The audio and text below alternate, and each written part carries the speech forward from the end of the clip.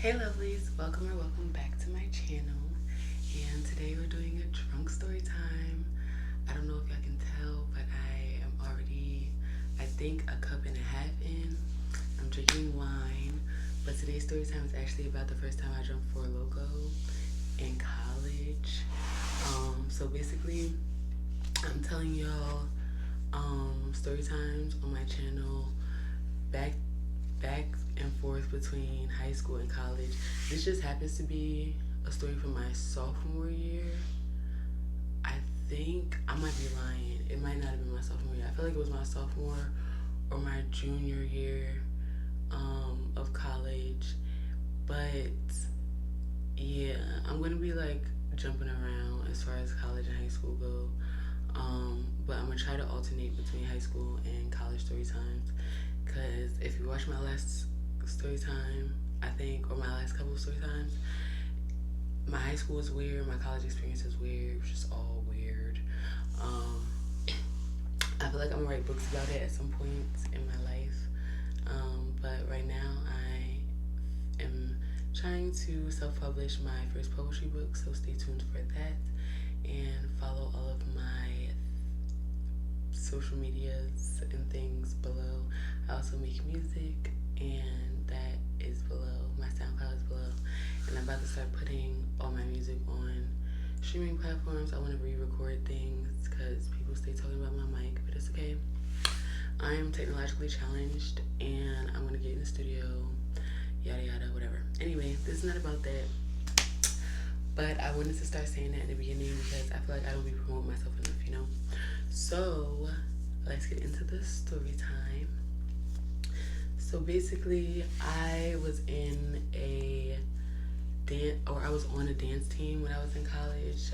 It was a Caribbean dance team, and we used to have like, well, I feel like when I first got on the dance team, because I wasn't 21 when I first got on the dance team, we used to have like outings, or we would gather and be lit together, and then like the people that were 21 would separate and go to like the bar, the club, and then the people that weren't 21 would go figure it out.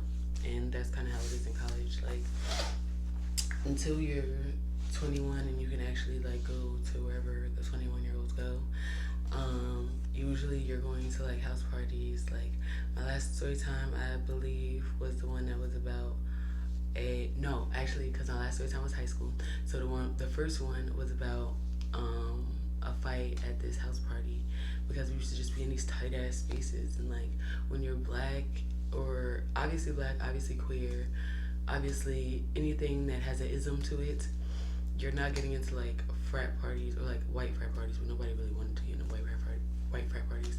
But you get what I'm saying. So basically, this night we had gone to like a pregame because I think it was somebody's birthday, or like we were celebrating multiple people's birthday on our dance team.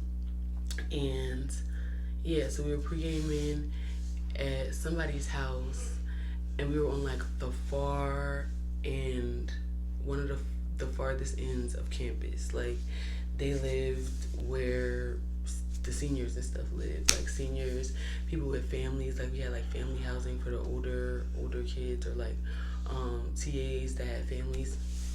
So we were all the way on the one end of campus. Just keep that in mind. So we go up there and we're like getting lit with 21-year-olds. Obviously, they bought alcohol, but they bought 4 locals. Like, they bought 4 locals for everybody to split.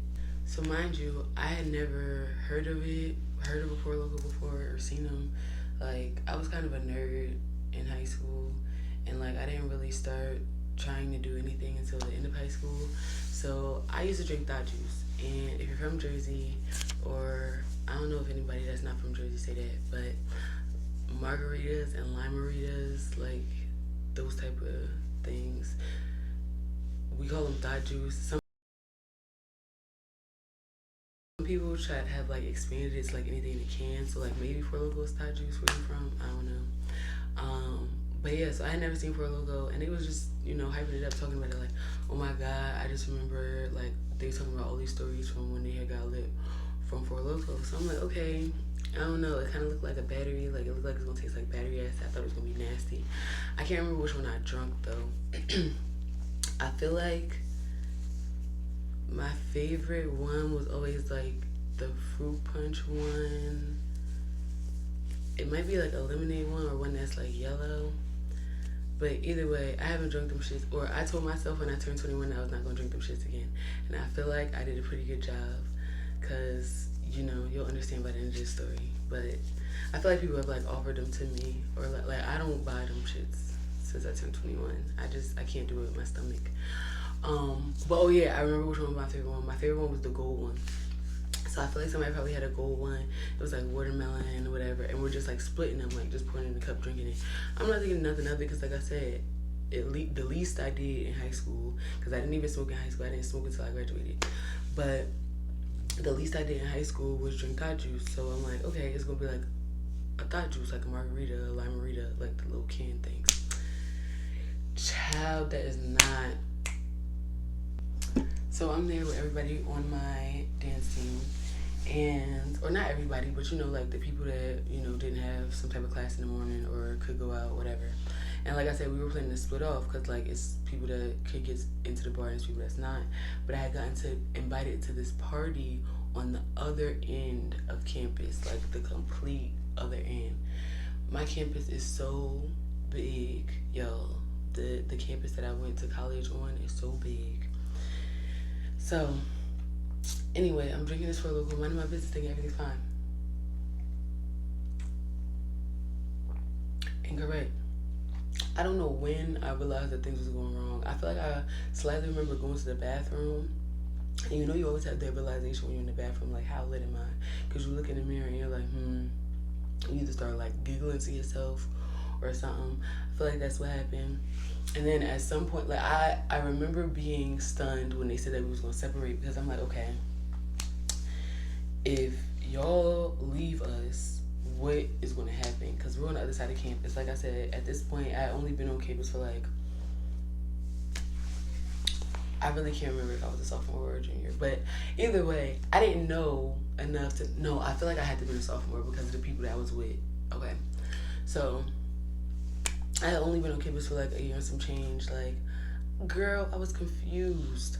So we get outside, like we're done drinking or whatever. I'm seeing a light, and they're like, okay, 21-year-olds is gonna go to the bar or whatever to celebrate whoever's birthday it was, and yeah, like, you know, the babies, y'all are off to whatever y'all do.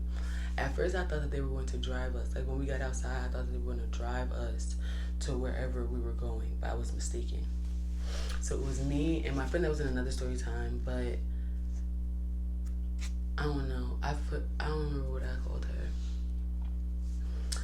We're gonna call her Tia. So it was me and Tia, and we're walking like from the one end of campus all the way to the other end. But by this point, we're lit.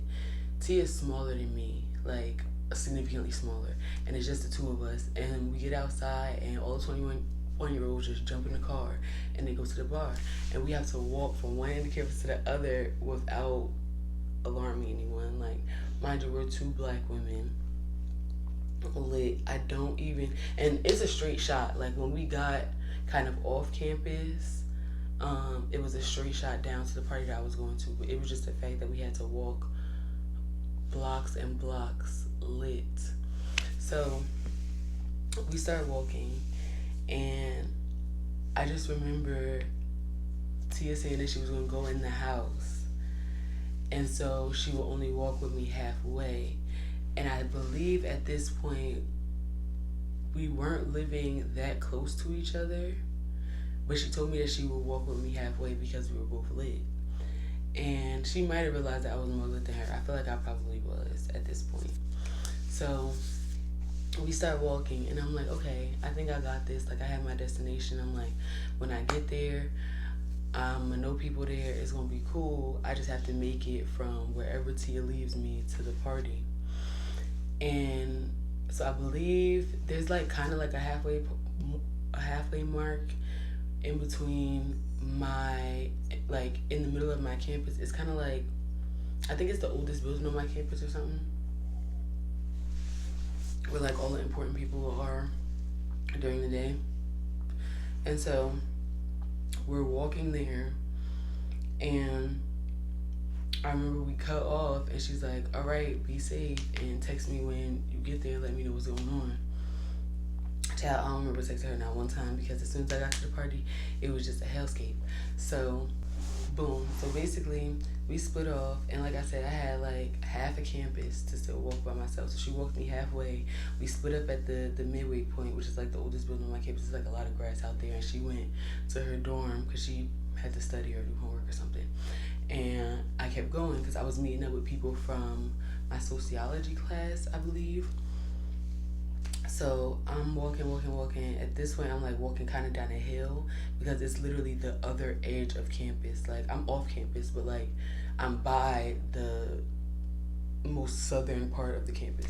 So I get to the building or whatever, because it's like an apartment building, but students live there. It's like off campus housing for students. And I get there. Y'all, why I get up the elevator, I get to the door, I'm knocking on the door. I just hear people arguing behind the door, like, oh, get him up, like, he's drunk, you know, is somebody out there, get him off the door. I'm like,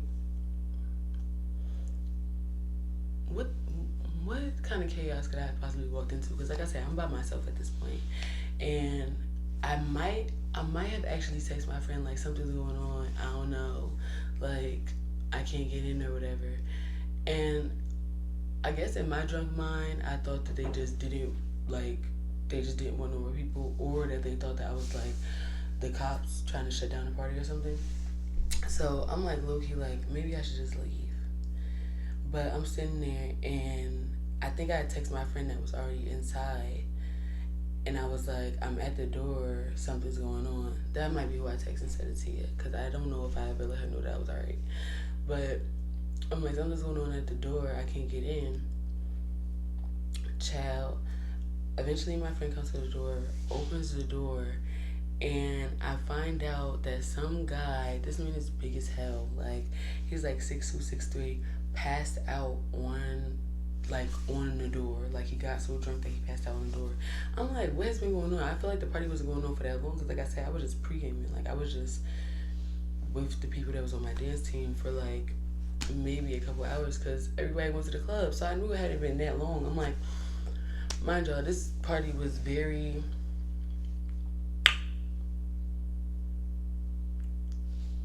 racially mixed, and I feel like obviously it was a giant white man that was passed out on the door, but I'm like, you drank that much beer in that little amount of time that you fell on the door and you just passed out and died like that. That is ridiculous.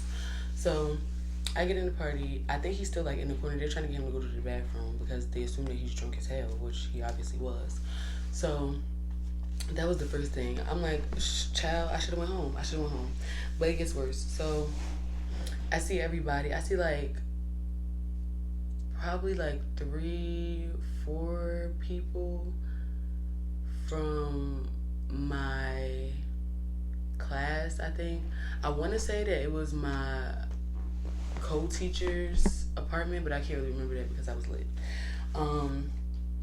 So it might have been that, but there was a few people there that I knew. So of course I go back with the people that smoke because I smoke.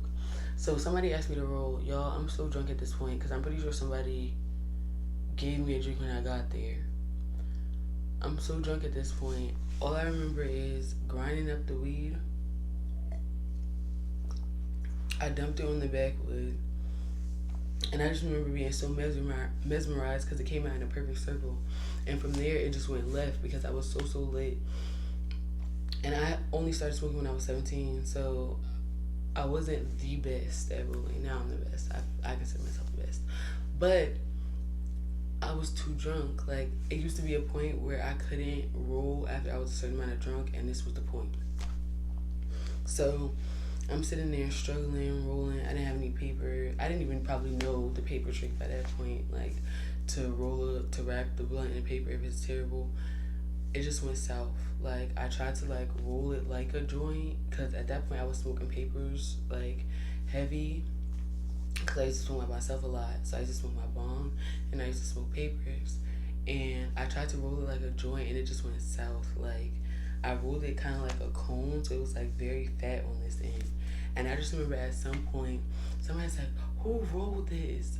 And I just remember being so ashamed. And to this day, I feel like that's the worst one I ever rolled in my life, and it still haunts me to this day. Cause I was like, I was in like a room full of white people. If the child, I was so offended, like by myself, like I was offended because to me, for me in my life, the worst blunts that I've ever smoked or seen, it's been colorless people. Like, I'm gonna tell y'all a different story time where I smoked with these people and this man dropped a blunt on the table and weed popped out of both ends. I was horrified. I keep thinking of story times in between story times, but and I'm also looking at my notes obviously because I'm drunk. But I was gonna tell y'all, or I am gonna tell y'all. I might let me know in the comments if y'all want to hear about the one time that I dated a colorless person. I learned and never did it again. But that person was there at the party. So I feel like that was a different reason why I stuck around. Like, we weren't dating at the time, but we were friends. And yeah, like everybody else except the drunk man was cool, but like the colorless that I dated was trying to help the drunk man, and then after that we like smoked, and I think that's what told me to roll. That was horrible. So then we started drinking. They brought out this thing, like, I don't know what it's called, but it's like a long stick with holes in it, and you put shot glasses in it, and you do it like all together. It's like 4 people. To this day, I think that's what got me sick, because we was playing that game, because I got really, really sick on break, which we will get to. But to this day, I feel like it was all them germs because I was there with a lot of colorless folks, and I should not have been just doing shots randomly at random people's house and drinking off of people in college. But anyway, I didn't learn, but I learned to this day, because you know, after that was COVID. So yeah, so we did that little shot thing. We were playing, what's that fucking game called? Flip Cup. I'm actually good at Flip Cup, but like I said, I feel like that's what got me sick. Don't play Flip Cup. Don't, if you're watching this, going to college or in college right now, don't play Flip Cup. Don't do shot things. Oh, I think that's what it's called, shot ski. I think they just call it a shot ski. Like, it's like a long, anyway. Don't do that shit. You will catch germs. Alcohol does not. That is a lie. People will tell you like, oh, it's alcohol, like it'll kill the germ. No. Don't be drinking and smoking off everybody. Anyway, so we was playing all these games, and then eventually I was even more drunk, obviously. So I don't know what, I think I just realized that I was very drunk, and I was like, I'm gonna leave early, because I'm like, I'm not sure why all of these people that I was in class with would have let me walk home that drunk, but knowing me and my Virgo brain, I probably was just like, okay, sober up to tell these people that you're going home, and then just go home. So I did that because the next day my dad was coming to get me for break. I guess it was like winter break or something. Child, I was so drunk. I remember stumbling up the hill, because my dorm was up a hill, like from downtown where I was. I was stumbling up a hill. There's nobody outside because it's break. So like, people have driven home to their families, gotten picked up already. My family was always late, like perpetually from birth. Anything school related, anything related, late. So my dad was coming to get me, and I was living in a single dorm at the time. Oh yeah, see, that's how I know that it was sophomore year. So I was living in a single dorm. Child, I stumbled up that hill. When I got in the house, I remember I laid down, I felt spinny, and when I feel spinny, I know that's not good. I feel spinny, and like, if I know that I'm gonna throw up, I feel like, I don't know how to explain it, and I don't know if it happens to other people, but I always know if I'm gonna throw up, if like, I feel like it's too much like saliva in my mouth. That probably sounds so nasty, but like, I just feel like I have to spit. I already know I'm about to throw up.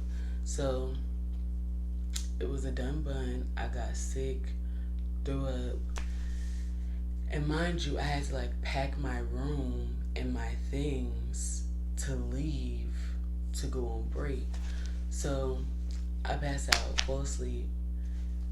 The morning comes, and I like to say I don't get hangovers, because I just don't believe in that. Like, I used to bounce up in college. I used to be perfectly fine, you know. I don't feel like what happens is a hangover, but this specific day, that might be what was happening because, girl, my head was spinning because I know I didn't get enough sleep because my dad was coming to get me like in the morning or in the daytime, and I'm nocturnal. I sleep opposite of normal people, so I'm fucked up. I just had to get up late as fuck. I don't think I ate nothing because I had to pack my room.